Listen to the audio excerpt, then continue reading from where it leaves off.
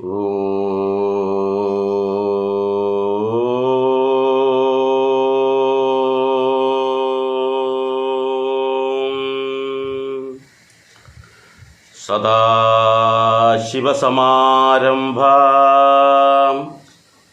ശങ്കരാചാര്യമധ്യമാം അസ്മദാചാര്യപര്യന്താം വന്ദേ ഗുരുപരമ്പരാം.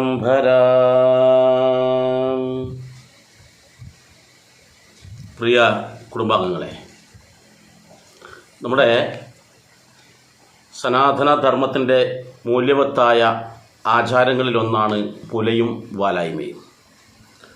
ഇതിൽ മരിച്ചു കഴിഞ്ഞാൽ അതിൻ്റെ പുല ആചരിക്കേണ്ടത് ആരൊക്കെയാണ് എന്നതിനെക്കുറിച്ച് ഇതിനു മുന്നേ ഞാനൊരു വീഡിയോ ചെയ്തിട്ടുണ്ടായിരുന്നു.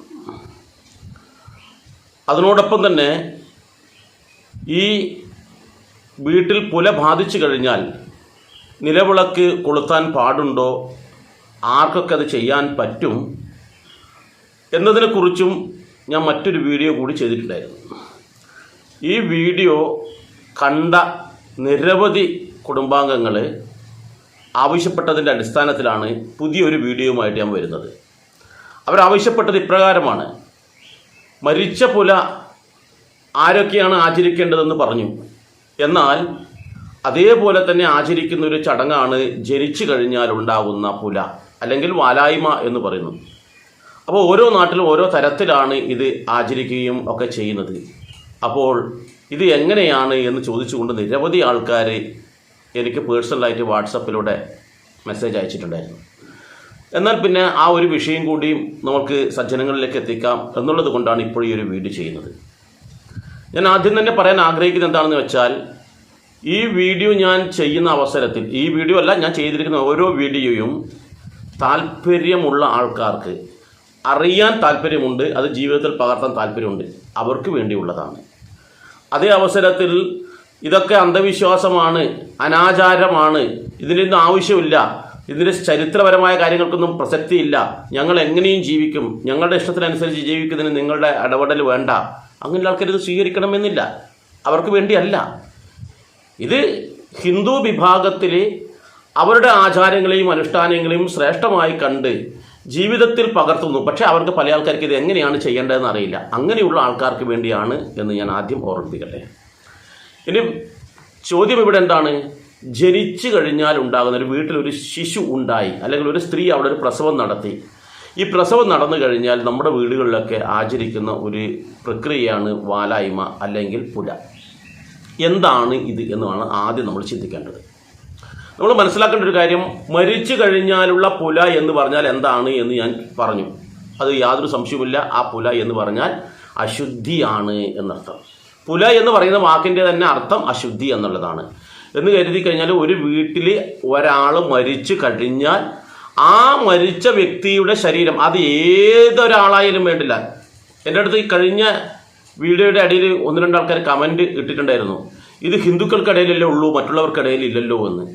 ഉദാഹരണ സഹിതം പറഞ്ഞിട്ടും അവരുടെ മണ്ടയിലേക്ക് അത് കയറിയിട്ടില്ല എന്ന് വേണം മനസ്സിലാക്കാൻ വേണ്ടിയിട്ട്. അശുദ്ധി എന്ന് പറയുന്നത് ഹിന്ദുക്കൾക്കിടയിൽ മാത്രമല്ല, എല്ലാവർക്കിടയിലും ഉണ്ട്. പക്ഷേ അവരത് ആചരിക്കുന്നില്ല, അവർ വേറെന്തൊക്കെയോ കാര്യങ്ങൾ ചെയ്യുന്നു. നമ്മൾ മരിച്ചു കഴിഞ്ഞാൽ നമ്മുടെ ശവം നമ്മുടെ വീടുമായി ബന്ധപ്പെട്ട സ്ഥലത്തല്ലാണ്ട് പുറമെ എവിടെയും നമ്മൾ കൊണ്ടുവെക്കാറില്ല. എന്ന് വെച്ചാൽ ഇപ്പോൾ എൻ്റെ വീട്ടിൽ ഒരാൾ മരിച്ചു കഴിഞ്ഞാൽ അതിൻ്റെ കർമ്മങ്ങളും കാര്യങ്ങളൊക്കെ എൻ്റെ വീട്ടിലാണ്. അത് പിന്നെ പൊതുസമൂഹത്തിന് ശല്യമാകുന്ന തരത്തിൽ ഇപ്പോൾ ഞങ്ങൾ ക്ഷേത്രത്തിൽ കൊണ്ടുപോയി ശവം വെക്കില്ല. ക്ഷേത്ര പരിസരത്ത് പോലും നമ്മൾ ആ മരിച്ച വീട്ടിൽ പോയ ആൾക്കാർ പോലും ക്ഷേത്രത്തിൽ പോകില്ല, പിന്നെയല്ലേ മരിച്ച ശവം കൊണ്ടുപോവുക. എന്നാൽ ഹിന്ദുക്കൾക്കല്ലാത്ത ആൾക്കാർ, ഇപ്പോൾ ക്രിസ്ത്യൻ വിഭാഗത്തിലും മുസ്ലിം വിഭാഗത്തിലും മരിച്ചു കഴിഞ്ഞാൽ അവരുടെ ശവം അവരുടെ ആരാധനാലയത്തിൽ കൊണ്ടുപോകുന്നത് നമുക്ക് കാണാൻ കഴിയും. അപ്പോൾ ആചാരങ്ങൾ വ്യത്യസ്തമുണ്ട്. അത് എന്തുകൊണ്ടാണെന്ന് അത് അവർക്കേ പറയാൻ പറ്റൂ, എന്തിനാണ് അവർ ക്ഷേത്രത്തിൽ കൊണ്ടുപോകുന്നതെന്ന്. നമ്മളെ സംബന്ധിച്ചിടത്തോളം എല്ലാ കർമ്മങ്ങളും വീടുകളിലും, വീട് കഴിഞ്ഞ പിന്നെ ശ്മശാനത്തിലും തീർന്നു. അതിനിടയിൽ ഉള്ള സ്ഥലങ്ങളിലൊന്നും നമ്മൾ കർമ്മം ചെയ്യേണ്ടതായിട്ടില്ല.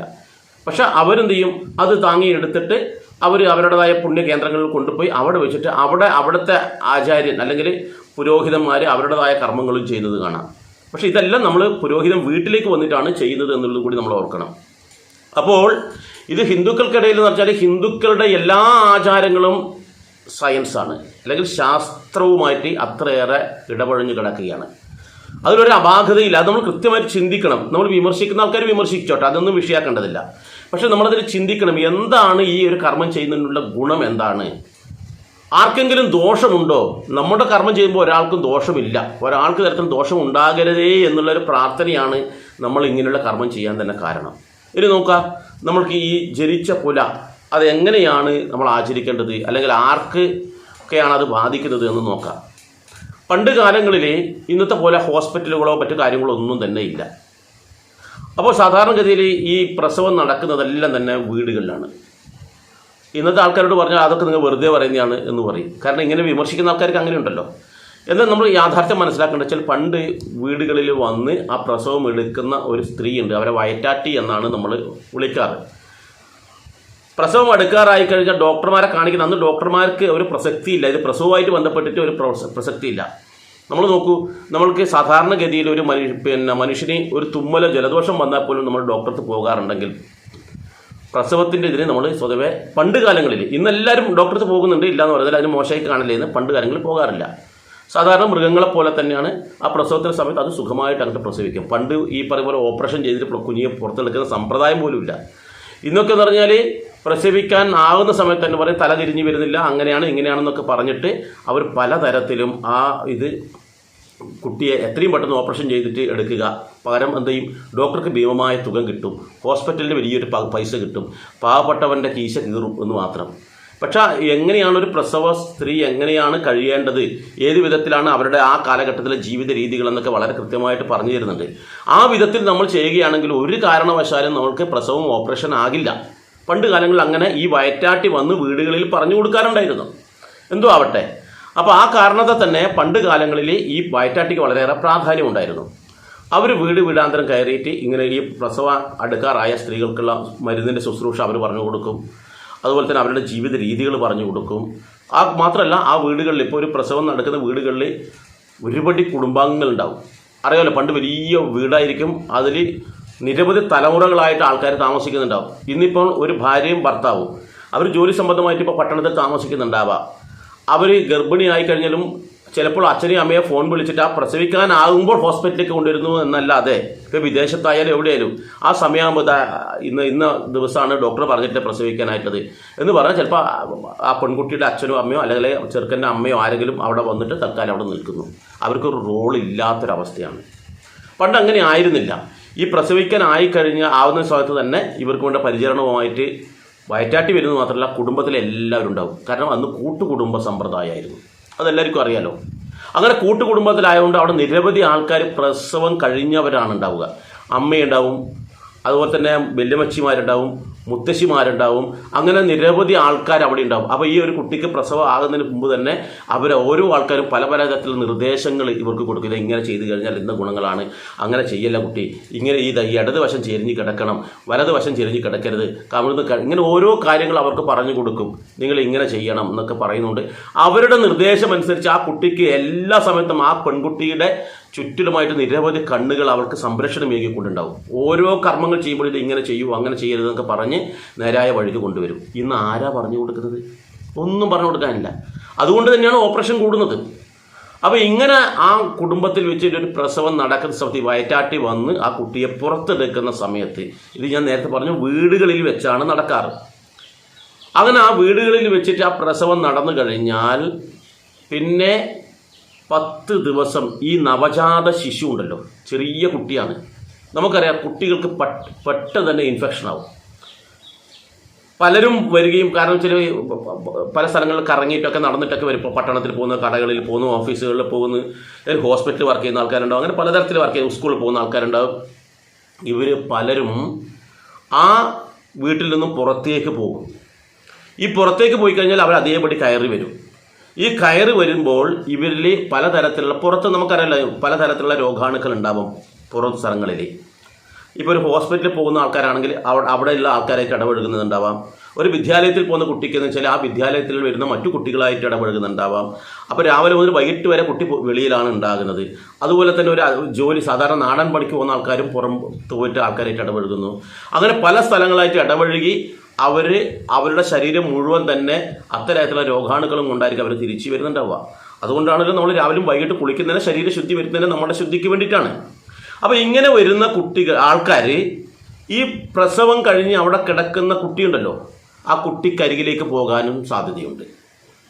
മാത്രമല്ല ആ പെൺകുട്ടി, അവിടെ പ്രസവം കഴിഞ്ഞ് കിടക്കുന്ന പെൺകുട്ടിക്കും പരിപൂർണമായിട്ടുള്ള ശുശ്രൂഷ അവിടെ ആവശ്യമാണ്. അവൾക്കും പെട്ടെന്ന് ഇൻഫെക്ഷൻ ആകും.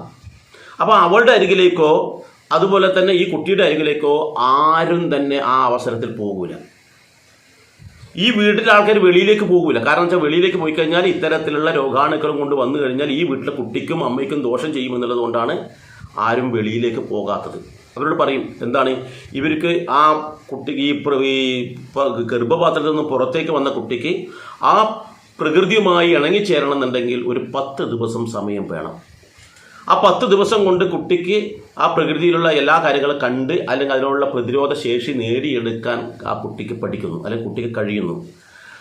അപ്പോൾ ആ 10 ദിവസം വീട്ടിലുള്ള ഒരാൾ പോലും വെളിയിലേക്ക് പോകാൻ പാടില്ല, ഒരു സ്ഥലത്തും പോകാൻ പാടില്ല. അവരെന്ത് ചെയ്യും? ആ വീട്ടിലെ ആൾക്കാർ അവിടെ തന്നെ കഴിയും. അപ്പോൾ ഇത് 1, 2, 3, 4 വീട്ടുകാരായിരിക്കില്ല, നിരവധി കുടുംബക്കാരുണ്ട് ഇവരുടെ ഈ വീടുമായിട്ട് ബന്ധപ്പെട്ട ആൾക്കാർ. അപ്പോൾ അവരാരും തന്നെ മറ്റുള്ള സ്ഥലങ്ങളിൽ പോകാതെ ആ അവസരങ്ങളിൽ ഈ കുട്ടിയുടെ സംരക്ഷണത്തിനും കുട്ടിയുടെ അമ്മയുടെ സംരക്ഷണത്തിനും വേണ്ടിയിട്ട് അവരവിടെ ചെലവഴിക്കുന്നു. അതാണ് പ്രധാനമായിട്ടും വാലായ്മ എന്ന് പറയുന്നത്. കാരണം വെച്ചാൽ ഒരു കാരണവശാലും വെളിയിൽ നിന്നുള്ള ഒരു തരത്തിലുള്ള രോഗാണുക്കളും നമ്മുടെ വീട്ടിലേക്ക് വന്ന് ഈ കുട്ടിയെയും അമ്മയെയും ബാധിക്കാൻ പാടില്ല എന്നുള്ളതാണ് യാഥാർത്ഥ്യം. അതല്ലാതെ കുട്ടിയെ ഇവിടെ പ്രസവിച്ച് കഴിഞ്ഞാൽ അങ്ങ് ഡൽഹി കിടക്കുന്ന അവരുടെ വീട്ടിൽ നിന്നും അതിൻ്റെ ഒരു തരത്തിലുള്ള ദോഷമില്ല. അവർ വരുന്നോ പോകുന്നോ ഒന്നുമില്ല, അവർക്കൊന്നും ഒരു തരത്തിലുള്ള ദോഷവുമില്ല. പക്ഷെ പണ്ട് കൂട്ടുകുടുംബമായ സമയത്ത് 7 തലമുറയിലുള്ള ആൾക്കാർ അങ്ങനെ അവിടെ കഴിയുന്നുണ്ട്. ഇന്നും ചില കൂട്ടുകുടുംബമുണ്ട്, പക്ഷേ 7 ഉണ്ടോ നല്ലതെന്ന് വെച്ചാൽ 3, 4 കൂട്ടുകുടുംബങ്ങളായിട്ടുള്ള ആൾക്കാർ ഇന്നും അപൂർവമായിട്ടുണ്ട്. അവർക്കും ഇത് ബാധകമാണ്. എന്ന് വെച്ചാൽ ഈ കുട്ടിയുമായി ബന്ധപ്പെടുന്ന അല്ലെങ്കിൽ ഈ അമ്മയുമായി ബന്ധപ്പെടുന്ന ആൾക്കാർക്കാണ്, അടുത്തിടപഴകുന്ന ആൾക്കാർക്കാണ് വാലായ്മ ഉള്ളത് എന്നർത്ഥം. അവർക്കാണ് വാലായ്മയുള്ളത്. പുറത്തുള്ള ആൾക്കാർക്ക് യാതൊരു വിധത്തിലുള്ള, കാരണം അവർ ഇവിടെ വരുന്നുമില്ല, അവരങ്ങോട്ട് പോകുന്നുമില്ല, പിന്നെ വിഷയമില്ല. എന്നാൽ നിർഭാഗ്യമെന്ന് പറയട്ടെ, ഇന്ന് നമ്മൾ ചെയ്തതെന്നാണെന്നറിയോ?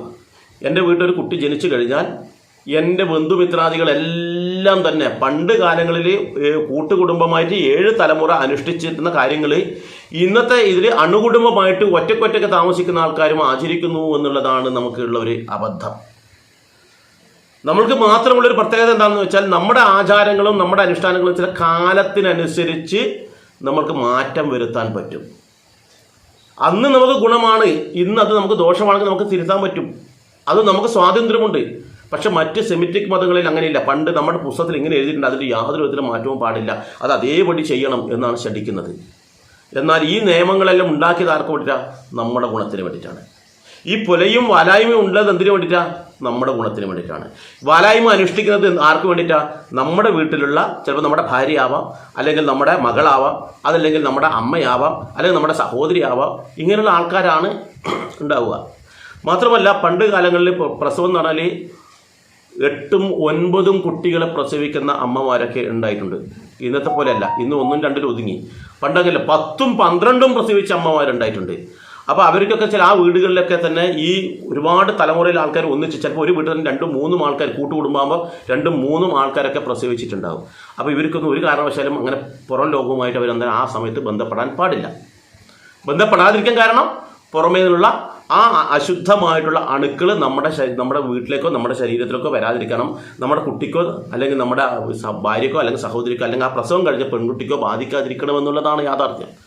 അങ്ങനെ വെച്ച് നോക്കുകയാണെങ്കിൽ ഇന്നത്തെ തലമുറ അല്ലെ, ഇന്ന് നമ്മൾ അണുകുടമായിട്ടാണ് ജീവിക്കുന്നത്. ഞാൻ നേരത്തെ പറഞ്ഞതുപോലെ ചിലപ്പോൾ ഒരു ഭാര്യയും ഭർത്താവും മാത്രം പട്ടണത്തിൽ ജോലിയുള്ളതാണ്, ഉദ്യോഗസ്ഥന്മാരാണ്, അവരവിടെ താമസിക്കുന്നുണ്ടാവുക.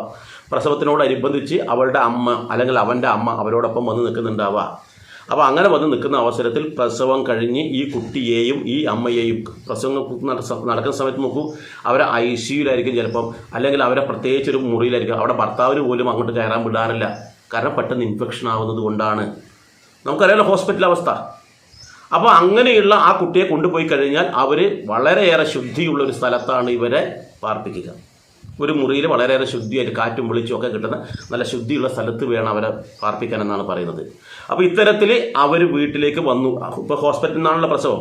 വീട്ടിലേക്ക് വന്നു കഴിഞ്ഞാലും ഈ അമ്മയായിരിക്കും കൂട്ടിനുണ്ടാവുക. പുറമേയുള്ള ആൾക്കാർ അപൂർവമായിട്ടേ ഉണ്ടാവുള്ളൂ. അപ്പോൾ അതുകൊണ്ട് തന്നെയാണ് ആദ്യത്തെ 10 ദിവസം ഈ അമ്മയ്ക്കും ഈ കുഞ്ഞിനും ഈ വീടുമായിട്ട് അല്ലെങ്കിൽ ഈ അമ്മയും കുഞ്ഞുമായി ഇടപഴകുന്ന ഒരാൾ പോലും മറ്റുള്ളവരുമായിട്ട് കൂടുതൽ ഇടപഴകാൻ പാടില്ല. മറ്റുള്ളവരായിട്ട് കൂടുതൽ ഇടപഴകുമ്പം അവരിലും ഇവരിലും തമ്മിലുള്ള പലതരത്തിലെ അണുക്കളും കാര്യങ്ങളും ഇങ്ങോട്ടേക്ക് വരും. കാരണം അവർ മറ്റുള്ള സ്ഥലത്തൊക്കെ കറങ്ങി വരുന്നവരായിരിക്കും. അങ്ങനെ മറ്റുള്ള സ്ഥലത്തെല്ലാം പോയിട്ട് വരുമ്പോൾ അവർ ഇപ്പോൾ ബസ്സിൽ യാത്ര ചെയ്യുമ്പോഴായാലും പല ആൾക്കാരായിട്ട് കൂടിപ്പഴകുന്നതിനും ചില ആൾക്കാർ തുമ്മലുള്ള ആൾക്കാരുണ്ടാവും, ജലദോഷമുള്ള ആൾക്കാരുണ്ടാവും, പനിയുള്ള ആൾക്കാരുണ്ടാവും, വൈറൽ അസുഖമുള്ള ആൾക്കാരുണ്ടാവും. ഇങ്ങനെയുള്ള അസുഖമില്ല എന്ന് വെച്ചാൽ അതിൻ്റെ ഇവർ ശ്വസിക്കുമ്പോൾ ഈ തുമ്മുമ്പോഴൊക്കെ നമ്മുടെ ശരീരത്തിലൊക്കെ വരുന്നുണ്ടാവും. അപ്പോൾ അതും എടുത്തിട്ടാണ് നമ്മൾ കുട്ടിയുടെ അരികിൽ പോകുന്നുണ്ടാവുക. സ്വതവേ നമ്മളൊരു കുട്ടിയെ കണ്ടു കഴിഞ്ഞാൽ ഒരു ഒരു നവജാത ശിശുവിനെ കണ്ടു കഴിഞ്ഞാൽ ആര് പോയാലും ആ കുട്ടിയെ ഒന്ന് എടുക്കും, എന്നിട്ട് ഒരു മുത്തം കൊടുക്കാൻ നോക്കും.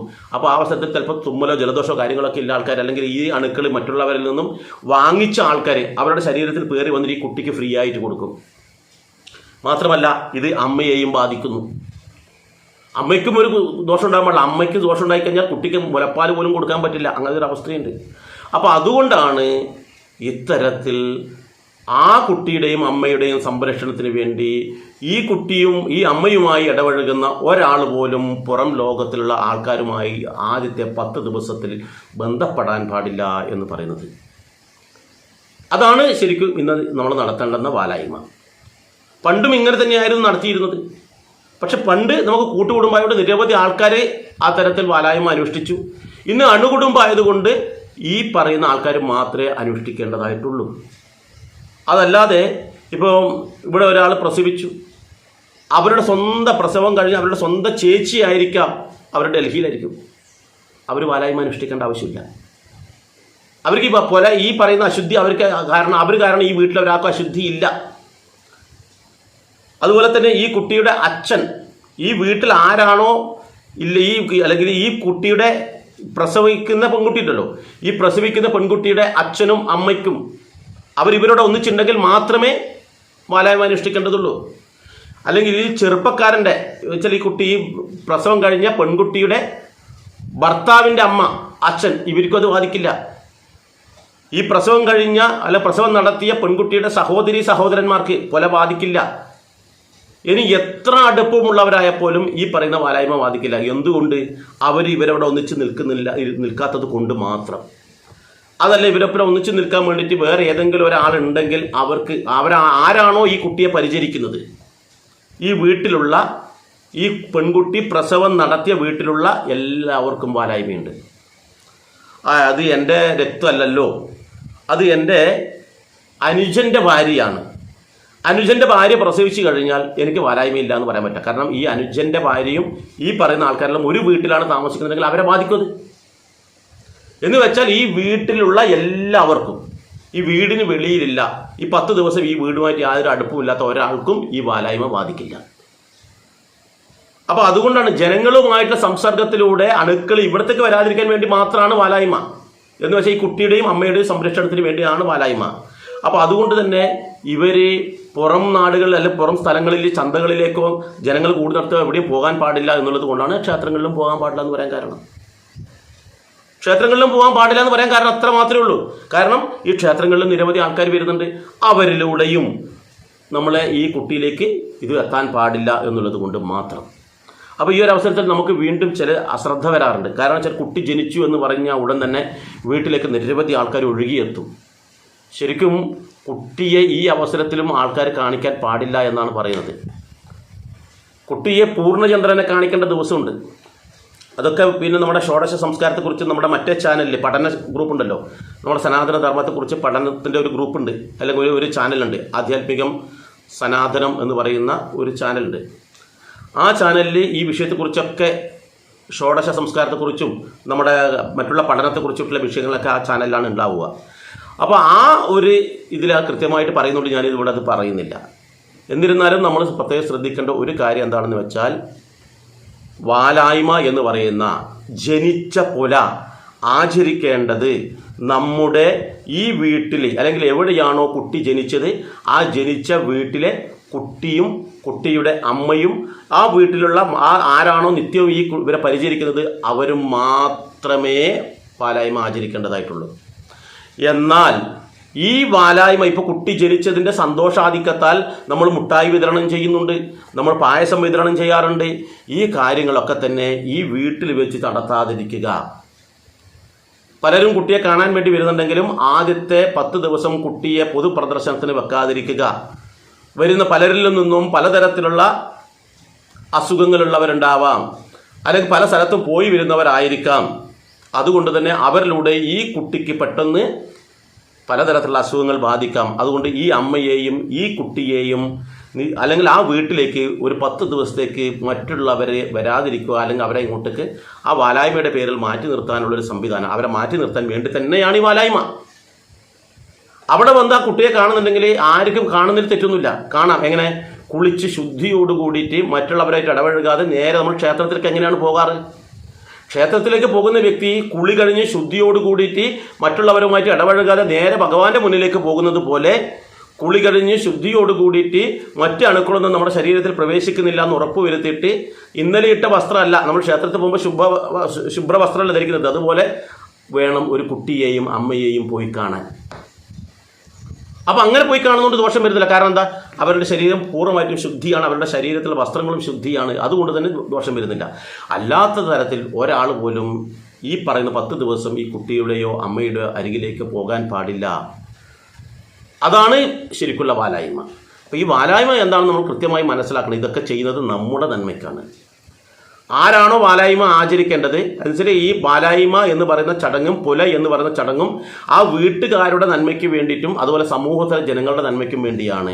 വാലായ്മ കുട്ടിക്കും കുട്ടിയുടെ അമ്മയ്ക്കും വേണ്ടിയാണ് എന്ന് കൃത്യമായിട്ട് മനസ്സിലാക്കുക. അത് മനസ്സിലാക്കി കഴിഞ്ഞാലേ നമ്മൾ കാര്യങ്ങളൊക്കെ ഭംഗിയായി ചെയ്യുകയുള്ളൂ. അതിലെന്താണ് വലിയൊരു ഇതെല്ലാം അന്ധവിശ്വാസമാണ്, അനാചാരമാണ്, ഇതെല്ലാം വയറ്റിപ്പഴപ്പിന് വേണ്ടിയിട്ടാണ് ഇങ്ങനെ പറയുന്നതൊക്കെ ചില ആൾക്കാർ പറയും. ഇത് വയറ്റിപ്പഴപ്പിന് വേണ്ടിയിട്ടല്ല.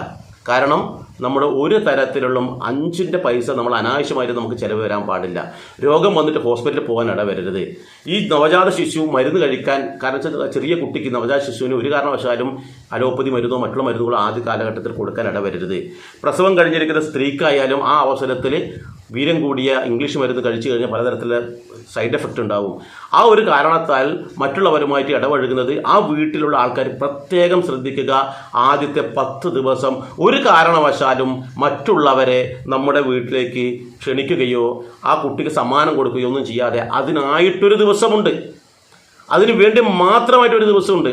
ആ ദിവസം ഏതാണെന്ന് നമുക്ക് എല്ലാവർക്കും അറിയാലോ. കുട്ടിക്ക് 28 നാൾ ചരട് കിട്ടുന്നൊരു ഇതുണ്ടല്ലോ. ആ സമയത്താണ് എല്ലാ ബന്ധുമിത്രാദികളെയും നമ്മൾ ക്ഷണിക്കേണ്ടത്. ആ സമയത്താണ് എല്ലാ സുഹൃജനങ്ങൾക്കും മറ്റുള്ളവർക്കും കുട്ടി ജനിച്ച വകയുള്ള സന്തോഷ സമ്മാനങ്ങളൊക്കെ നമ്മൾ കൊടുക്കേണ്ടത്. അതല്ലാതെ അതിനിടയിൽ സന്തോഷ സമ്മാനങ്ങളൊക്കെ കൊടുത്ത് ആൾക്കാർ നമ്മുടെ വീട്ടിലേക്ക് വരിക, പായസം വിളമ്പുക, അല്ലെങ്കിൽ മുട്ടായി കൊടുക്കുക, ഇങ്ങനെയുള്ള കാര്യങ്ങളൊക്കെ ഈ വീട്ടിൽ വെച്ച് ചെയ്യാതിരിക്കുക. പുറമേ നിങ്ങൾ പോയിട്ട് ചെയ്തു, അതൊന്നും വിഷയമല്ല.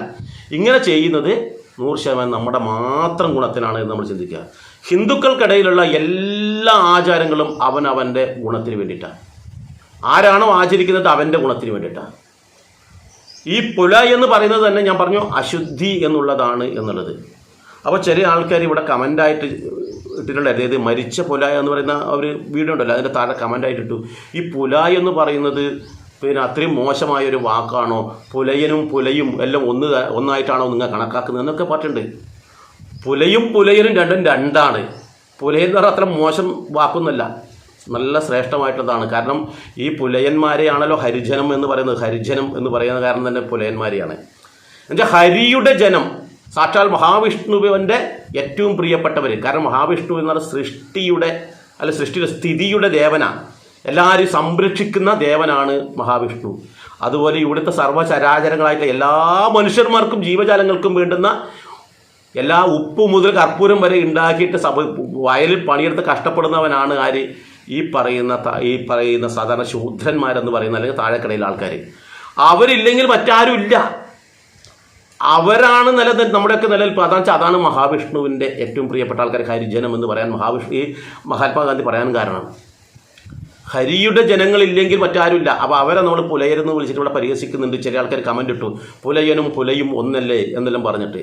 നിങ്ങൾ കമൻറ്റ് എന്തെങ്കിലും ഇട്ടോ, അതൊന്നും എന്നെ ബാധിക്കുന്ന വിഷയമല്ല. നിങ്ങളുടെ സംശയങ്ങളൊക്കെ ഇതിൻ്റെ എഴുതിയിടാം, പറ്റാവുന്നതൊക്കെ ഞാൻ മറുപടി കൊടുക്കുന്നുണ്ട്. ശ്രദ്ധിക്കേണ്ടത് എന്താണെന്ന് വെച്ചാൽ, ഇപ്പം പട്ടി എന്ന് പറയുന്നു, പട്ടിണി എന്ന് പറയുന്നു, രണ്ടും 2 അർത്ഥമാണുള്ളത്. പട്ടിണി എന്ന് പറയുന്നത് വേറെയാണ്, പട്ടി എന്ന് പറയുന്ന ഒരു ജീവിയാണ്. അപ്പോൾ അതുപോലെ ഇതിനെ ചില ആൾക്കാർ വ്യാഖ്യാനിച്ചിട്ടൊക്കെ ഇവിടെ അടിയിൽ കമൻ്റ് ഇടുന്നുണ്ട്. അവർക്ക് വേണ്ടിയാണ് ഞാൻ പറയുന്നത്. പുലയും പുലയനും രണ്ടും രണ്ടാണ്. പുലയനല്ല, പുലയർ ചില അത് ബഹുമാനപൂർവ്വം തന്നെയാണ് അവരെ കാണേണ്ടത്. അവരെ നമ്മൾ മോശമായി കാണേണ്ടതല്ല. അത് അവിടെ നിൽക്കട്ടെ. ഏതായാലും ഈ പറയുന്ന വാലായ്മ എന്ന് പറയുന്ന പുല, ജനിച്ചു കഴിഞ്ഞാലുള്ള പുല 10 ദിവസമാണ് നമ്മൾ ആചരിക്കേണ്ടത്. 10 ദിവസം നമ്മൾ ആചരിക്കുന്ന അവസരത്തിൽ ആ 10 ദിവസം കൊണ്ട് ഈ കുട്ടിയും ഈ അമ്മയും പ്രകൃതിയുമായി കൂടുതൽ ഇണങ്ങി ആ പ്രകൃതിയിലുള്ള അന്തരീക്ഷവുമായിട്ട് ഇവർക്ക് പൊരുത്തപ്പെടാനും അതിനനുസരിച്ചുള്ള പ്രതിരോധ ശേഷി ഉണ്ടാവാനും സമയമാകും. ആ കാലഘട്ടങ്ങളിൽ ഒരു കാരണവശാലും നമ്മൾ എന്ത് ചെയ്യാൻ പാടില്ല, ഈ വീട്ടിലുള്ള ആൾക്കാർ പുറം ലോകവുമായി ബന്ധപ്പെടുകയോ പുറം ലോകത്തിലെ ആൾക്കാർ ഈ വീടുമായി ബന്ധപ്പെടുകയോ ചെയ്യരുത് എന്നുള്ളതാണ് യാഥാർത്ഥ്യം. അങ്ങനെ പുറം ലോകത്തിലുള്ള ആൾക്കാർ ഇവിടെ ബന്ധപ്പെടണമെന്നുണ്ടെങ്കിൽ അവർ ദേഹശുദ്ധി വരുത്തിയതിന് ശേഷം മാത്രമേ അത് ചെയ്യാൻ പാടുള്ളൂ. ഇവിടെയുള്ള ആൾക്കാർ ഈ കാലഘട്ടത്തിൽ വെളിയിൽ പോയി കഴിഞ്ഞാൽ അവിടെ നിന്നും നമ്മൾക്ക് കൊണ്ടുവരുന്ന പലതരത്തിലുള്ള രോഗാണുക്കൾ ഈ കുട്ടിയെയും അമ്മയെയും ബാധിക്കുമെന്നുള്ളത് കൊണ്ടാണ് ഇവിടെയുള്ള ആൾക്കാർ എവിടെയും പോകാൻ പാടില്ല എന്ന് പറയുന്നത്. ഈ അവസരത്തിൽ ക്ഷേത്രത്തിൽ പോകാൻ പാടില്ല എന്ന് ഒരു ഗ്രന്ഥത്തിലും പറഞ്ഞിട്ടില്ല. ക്ഷേത്രത്തിൽ നിന്നല്ല വെളിയിൽ ഒരു സ്ഥലത്തും പോകാൻ പാടില്ല എന്നുള്ളതാണ് യാഥാർത്ഥ്യം. പലരും പറയുന്നത് വെച്ചാൽ പുല വാലായുമുണ്ടെങ്കിൽ ക്ഷേത്രത്തിൽ പോകാൻ പാടില്ല, മാർക്കറ്റിൽ പോകാൻ പാടില്ല, ചന്തയിൽ ഇപ്പോൾ മത്സ്യമാംസാദികൾ വാങ്ങാൻ വേണ്ടി പോകാൻ പറ്റുമോ? അങ്ങനെ പോകുമ്പോൾ അവിടെ നിന്നാണ് ഏറ്റവും കൂടുതൽ ഇത് വരുന്നത്. ബസ്സിൽ യാത്ര ചെയ്യാൻ പറ്റുമോ? അവിടെ നിന്നും ഒരുപാട് ആൾക്കാർ മുട്ടി ഒരമ്മി ഒക്കെ നമ്മൾ വരില്ലേ. അപ്പോൾ അതുകൊണ്ട് അവർ ക്ഷേത്രത്തിൽ പോകുന്നതല്ല, മറ്റ് എവിടെയും അവർ പോകാനോ അതുപോലെ തന്നെ ആൾക്കാരായിട്ട് ഇടപഴകാനോ പാടില്ല എന്നുള്ളതാണ് യാഥാർത്ഥ്യം. അങ്ങനെ ചെയ്തു കഴിഞ്ഞാൽ ഈ വാലായ്മ ചെയ്യുന്നതിൻ്റെ ഗുണം നമുക്ക് കൃത്യമായിട്ട് കിട്ടും. വാലായ്മയാണെന്ന് പറയുകയും ക്ഷേത്രത്തിൽ മാത്രം പോകാതിരിക്കുകയും മറ്റുള്ള ആൾക്കാരായിട്ട് ഇടപഴകുകയും ചെയ്യുന്നുണ്ടെങ്കിൽ അതിനോട് യാതൊരു ഗുണവുമില്ല. പിന്നെയും ക്ഷേത്രത്തിൽ നമുക്ക് എപ്പോഴും വരുന്ന ആൾക്കാർ കുളിച്ച് ശുദ്ധിയോടുകൂടി വരുന്ന ആൾക്കാരാണെന്നും പറയാം. പക്ഷെ മറ്റുള്ളവർക്ക് അങ്ങനെ ആവണമെന്നില്ല. അതുകൊണ്ട് ഇത് ആചരിക്കേണ്ടത് നമ്മുടെ ശരീരത്തിൻ്റെ ഗുണത്തിന് വേണ്ടിയാണ്, നമ്മുടെ കുടുംബത്തിൻ്റെ ഗുണത്തിന് വേണ്ടിയാണ്. ഇത് ആ കാര്യഗൗരവത്തിൽ കണ്ടുകൊണ്ട് തന്നെ ഈ വാലായ്മ നമ്മൾ ആചരിക്കുക. ആ കുട്ടിയും ആ അമ്മയുമായി ബന്ധപ്പെട്ടിട്ട് ആ വീട്ടിലുള്ള ആൾക്കാരാണ് ഇത് ആചരിക്കേണ്ടത്. പുറമേയുള്ള ആൾക്കാർക്ക് ഇത് ബാധകമല്ല, ഇവരുമായിട്ട് ബന്ധപ്പെടാത്ത ആൾക്കാർക്ക് ഇത് ബാധകമല്ല. അത് കൃത്യമായിട്ട് നമ്മൾ മനസ്സിലാക്കണം. പലരും ആ ഒരു കാരണത്താൽ എന്നോട് ചോദിക്കാറുണ്ട്, എൻ്റെ വീട്ടിൽ അല്ലെങ്കിൽ മകൻ്റെ കുട്ടി ജനിച്ചു, എനിക്ക് പൊങ്കാല ഇടണമെന്നുണ്ട്, ആഗ്രഹമുണ്ട്, എനിക്ക് ഇടാൻ പോകാൻ പറ്റുമോ? ഞാൻ ആ വീട്ടിലല്ല താമസിക്കുന്നത്, മകൻ്റെ ഭാര്യ അവിടുത്തെ വീട്ടിലാണ്, മകളുടെ വീട്ടിലാണ് ഉള്ളത് പ്രസവത്തിൻ്റെ ഭാഗമായിട്ട്. അപ്പോൾ എനിക്ക് പൊങ്കാല ഇടാൻ പറ്റുമോ എന്നൊക്കെ ചോദിച്ചിട്ട് കുറേ ആൾക്കാർ ചോദിക്കാറുണ്ട്. നമ്മൾ ചിന്തിക്കേണ്ടത്, നമ്മൾ ആ വീടുമായി ബന്ധപ്പെടുന്നില്ല എങ്കിൽ, ആ കുട്ടിയും അമ്മയുമായി ബന്ധപ്പെടുന്നില്ല എങ്കിൽ നമ്മൾക്ക് വാലായ്മ ബാധകമല്ല. ആ ബന്ധപ്പെടുന്ന ആൾക്കാർക്കും ആ വീട്ടുകാർക്കും മാത്രമേ ഉള്ളൂ എന്നും കൂടി യാഥാർത്ഥ്യം നമ്മൾ മനസ്സിലാക്കുക. ഈ വിഷയവുമായി ബന്ധപ്പെട്ട് നിങ്ങൾക്ക് എന്തെങ്കിലും സംശയം വരികയാണെങ്കിൽ എൻ്റെ നമ്പർ, വാട്സപ്പ് നമ്പർ ഉണ്ട്, ഇതിൽ എഴുതിയിട്ടിട്ടുണ്ട്. ആ നമ്പറിൽ നിങ്ങൾക്ക് വാട്സപ്പിൽ മെസ്സേജ് അയക്കുക.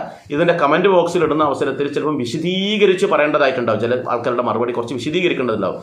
അപ്പോൾ നിങ്ങൾ അവിടെ ഇങ്ങനെ എഴുതിയിട്ട് കഴിഞ്ഞാൽ ചോദ്യം അവിടെ വിശദീകരിച്ച് എഴുതിയിടാൻ പറ്റില്ല. അപ്പോഴാണ് എന്ത് വേണ്ടത്, ഒന്നുകിൽ എൻ്റെ വാട്സപ്പിൽ അയക്കുക, അതല്ലെങ്കിൽ നിങ്ങളുടെ നമ്പർ അതിൻ്റെ താഴെ കമൻറ്റ് ബോക്സിൽ രേഖപ്പെടുത്തുക. വിശദമായ മറുപടി വേണമെന്നുണ്ടെങ്കിൽ ഞാൻ നിങ്ങളെ അങ്ങോട്ട് വിളിച്ചിട്ട് അതിനുള്ള എന്നാൽ അറിയുന്ന വിധത്തിലുള്ള മറുപടി തരുന്നതായിരിക്കും.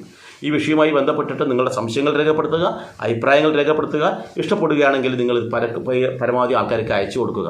പ്രത്യേകം ശ്രദ്ധിക്കട്ടെ, നമ്മുടെ ആചാരങ്ങളും അനുഷ്ഠാനങ്ങളുമായി ബന്ധപ്പെട്ടിട്ട് നിരവധി ഇത്തരത്തിലുള്ള വീഡിയോകൾ ഇനിയും ഇതിലേക്ക് വരാനുണ്ട്. ഇതിനു മുമ്പ് നമ്മളൊരു ഗൃഹപ്രവേശന കർമ്മം എങ്ങനെയാണ് ചെയ്യേണ്ടത് എന്നതിനെക്കുറിച്ചൊരു വീഡിയോ ഇതിൽ ചെയ്തിട്ടുണ്ട്. അതുപോലെ തന്നെ മരണാനന്തര കർമ്മത്തെക്കുറിച്ച് ചെയ്തിട്ടുണ്ട്. ഈ പറയുന്ന പോലെയുള്ള വീടുകളിൽ നിലവിളക്ക് കൊളുത്താൻ പാടുണ്ടോ എന്നൊരു സംശയം, ഇപ്പം ഒന്നും പറയാതെ ഈ ജനിച്ച വീട്ടിൽ നിലവിളക്ക് കൊളുത്താൻ പാടുണ്ടോ എന്നൊരു സംശയമൊക്കെ ഉണ്ടാവും. അതിനും കൂടി മറുപടി പറയാം. ജനിച്ച വീട്ടിൽ നിലവിളക്ക് കൊളുത്തണം നിർബന്ധമായിട്ടും. ആ അല്ലെങ്കിൽ ആ ഒരു പ്രസവിച്ച് കിടക്കുന്ന ഒരു പെൺകുട്ടി ഉണ്ടല്ലോ, ആ ഏത് വീട്ടിലാണോ പ്രസവിച്ച് കിടക്കുന്നത് അവിടെ കൃത്യമായിട്ടും നിർബന്ധമായിട്ടും നിലവിളക്ക് കൊളുത്തേണ്ടതാണ്. നിലവിളക്കിന് ഒരു തരത്തിലെ പുലയോ വാലായ്മയോ ബാധകമല്ല. ഞാനത് കൃത്യമായിട്ട് നമ്മുടെ ഈ നിലവിളക്കിൻ്റെ പ്രാധാന്യത്തെക്കുറിച്ചൊരു വീഡിയോ ഇതിൻ്റെ ഇടയിൽ ചെയ്തിട്ടുണ്ട്. നിങ്ങൾക്ക് പുറകിലോട്ട് നോക്കിക്കഴിഞ്ഞാൽ, ഇത് സബ്സ്ക്രൈബ് ചെയ്ത ആൾക്കാർക്ക് വളരെ പെട്ടെന്ന് ബാക്കിലോട്ട് നോക്കിക്കഴിഞ്ഞാൽ കാണാൻ പറ്റും. അത് കൃത്യമായിട്ട് നിലവിളക്കിൻ്റെ പ്രാധാന്യത്തെക്കുറിച്ചും അത് എന്തിനാണ് കത്തിക്കുന്നതെന്നും നിലവിളക്ക് തെളിയിക്കുന്നതിൻ്റെ ഗുണങ്ങൾ എന്താണെന്നൊക്കെ അതിൽ പറയുന്നുണ്ട്. ആ ഗുണം നമ്മൾ കേൾക്കണം. ആ ഗുണം കേട്ട് കഴിഞ്ഞാൽ നമുക്ക് 100% ഉറപ്പിക്കാൻ പറ്റും എന്തിനാണ് നിലവിളക്ക് കൊളുത്തുന്നത് എന്ന്. അല്ലെങ്കിൽ ഈ പൊലയുള്ള വീട്ടിൽ അല്ലെങ്കിൽ വാലായ്മയുള്ള വീട്ടിൽ എന്തിനാണ് നിലവിളക്ക് കൊളുത്തുന്നത്? പൊലയും വാലായ്മയും ഉണ്ടോ അവിടെ നിർബന്ധമായിട്ടും നമ്മൾ നിലവിളക്ക് കൊളുത്തണം. കാരണം ഈ ജനിച്ച് അല്ലെങ്കിൽ പ്രസവിച്ച് കിടക്കുന്ന പെൺകുട്ടിയുടെ ശരീരത്തിലേക്ക് അല്ലെങ്കിൽ ആ കുട്ടി നവജാത ശിശുവിൻ്റെ അടുത്തേക്ക് യാതൊരു വിധത്തിലുള്ള രോഗാണുക്കളും എത്താൻ പാടില്ല മറ്റുള്ളവരിലൂടെ. അങ്ങനെ എന്തെങ്കിലും രോഗാണുക്കൾ ഉണ്ടെങ്കിൽ അല്ലെങ്കിൽ ഏതെങ്കിലും തരത്തിലുള്ള അണുപ്രസരം ഉണ്ടെങ്കിൽ അതിനെ നശിപ്പിക്കുവാനുള്ള കഴിവ് ഈ നിലവിളക്കിനുണ്ട് എന്നുള്ളത് സയൻസിൻ്റെ അടിസ്ഥാനത്തിൽ ഞാൻ വിവരിച്ചിട്ടുള്ള ഒരു വീഡിയോ ഇതിൻ്റെ പുറകിലുണ്ട്. അത് കേട്ട് കഴിഞ്ഞാൽ നിങ്ങൾക്കത് മനസ്സിലാവും. അപ്പോൾ അതുകൊണ്ട് തന്നെ പണ്ട് കാലങ്ങളിൽ ചെയ്യുന്നത് എന്താണെന്ന് വെച്ചാൽ ഈ പ്രസവം കഴിഞ്ഞ പെൺകുട്ടിക്കരികിൽ തന്നെ ഒരു നിലവിളക്ക് കൊളുത്തി വെക്കാറുണ്ട്. എപ്പോഴും അത് കെടാതെയാണ് വെക്കാറ്. കെടാവിളക്കായിട്ട് ഈ 10 ദിവസം കെടാതെ ഈ പെൺകുട്ടിയുടെ അരികിലുണ്ടാവും. മറ്റെല്ലാ ലൈറ്റുകൾ ഓഫാക്കി കഴിഞ്ഞാൽ വിളക്ക് പൊളിച്ചു കഴിഞ്ഞാലും ഈ വിളക്ക് അവിടെ എപ്പോഴും ഉണ്ടാവണം. പെട്ടെന്ന് ഉറക്കത്തിൽ കുട്ടി ഞെട്ടി ഉണർന്ന് കരയാൻ സാധ്യതയുണ്ട്. അമ്മച്ചിക്കിടക്ക് ബാത്റൂമിൽ പോകേണ്ടി വരും. എന്തായാലും പെട്ടെന്ന് തീപ്പെട്ടി എടുത്ത് വിളക്ക് കൊളുത്താനൊന്നും പണ്ടുള്ള ആൾക്കാർക്ക് കഴിയില്ല. അതുപോലെ തന്നെ ഇന്നത്തെ ആകുമ്പോൾ സാങ്കേതികമായിട്ട് സ്വിച്ചും ലൈറ്റും ഒക്കെ ഉണ്ട്. എന്നിരുന്നാലും എല്ലാ സമയവും കറണ്ട് ഇട്ട് വെക്കണമെന്നില്ല. അതുകൊണ്ട് ഈ വിളക്ക് കത്തിച്ച് വെക്കുകയാണെങ്കിൽ ഒന്ന് ചുറ്റുമുള്ള അണുപ്രസരത്തെ ഇല്ലാതാക്കുകയും ചെയ്യും, ഒന്ന് ഈ കുട്ടിക്കും അമ്മയ്ക്കൊരു വെളിച്ചമായിട്ട് അവിടെ വെളിച്ചെന്ന് പറഞ്ഞാൽ എല്ലാ തരത്തിലുള്ള വെളിച്ചമായിട്ട് അവിടെ പ്രവർത്തിക്കുകയും ചെയ്യും. അതുകൊണ്ട് നിർബന്ധമായിട്ടും ഈ വീട്ടിൽ പൂജാമുറിയിലും വിളക്ക് കൊളുത്തണം, ഈ അമ്മയുടെ അരികിലും വിളക്ക് കൊളുത്തേണ്ടതാണ്. ഇതൊക്കെ ഈ വിളക്കിൻ്റെ പ്രാധാന്യത്തെക്കുറിച്ച് വീഡിയോ നിങ്ങൾ കേട്ടാൽ മാത്രമേ നിങ്ങൾക്കിത് മനസ്സിലാക്കാൻ കഴിയൂ. അതുകൊണ്ട് എന്ത് വേണം, ഇതുവരെ ഈ ചാനൽ സബ്സ്ക്രൈബ് ചെയ്തിട്ടില്ല എന്നുണ്ടെങ്കിൽ എത്രയും പെട്ടെന്ന് സബ്സ്ക്രൈബ് ചെയ്യുക. അപ്പോൾ ഇതിനു മുമ്പുള്ള വീഡിയോകളൊക്കെ നിങ്ങൾക്ക് കാണാൻ കഴിയും. അത് കാണുക, നിങ്ങളുടെ അഭിപ്രായങ്ങൾ രേഖപ്പെടുത്തുക. എന്ത് സംശയം ഉണ്ടെങ്കിൽ നിങ്ങൾക്ക് ചോദിക്കാം. പ്രധാനമായിട്ട് നമ്മൾ ചിന്തിക്കേണ്ടത് വെച്ചാൽ നമുക്ക് സംശയങ്ങൾ ചോദിക്കാനുള്ള മടി കാരണമാണ് പല അബദ്ധങ്ങളും നമുക്ക് പറ്റുന്നത്. അതുകൊണ്ട് തന്നെ ആ സംശയങ്ങൾ ചോദിക്കുക ധൈര്യത്തിൽ. ഇത് നിങ്ങൾ അന്യരായിട്ടൊന്നും കണ്ട നിങ്ങളുടെ കുടുംബത്തിലെ ഒരു അംഗത്തെന്ന രീതിയിൽ കണ്ടിട്ട് നിങ്ങളുടെ കുടുംബത്തിലെ അംഗത്തോടെന്ന രീതിയിൽ നിങ്ങളുടെ സംശയങ്ങൾ ചോദിക്കാം. എന്നാൽ അറിയുന്ന കാര്യങ്ങൾ ഇവിടെ പങ്കുവെക്കും. അതുപോലെ ഈ വീഡിയോയെക്കുറിച്ചുള്ള നിങ്ങളുടെ വിലയേറിയ അഭിപ്രായങ്ങളും രേഖപ്പെടുത്തുക. ഏതായാലും അടുത്ത ഭാഗം അല്ലെങ്കിൽ അടുത്തൊരു വീഡിയോ ആയിട്ട് നമുക്ക് വീണ്ടും വരാം. എല്ലാവർക്കും നന്ദി, നമസ്കാരം.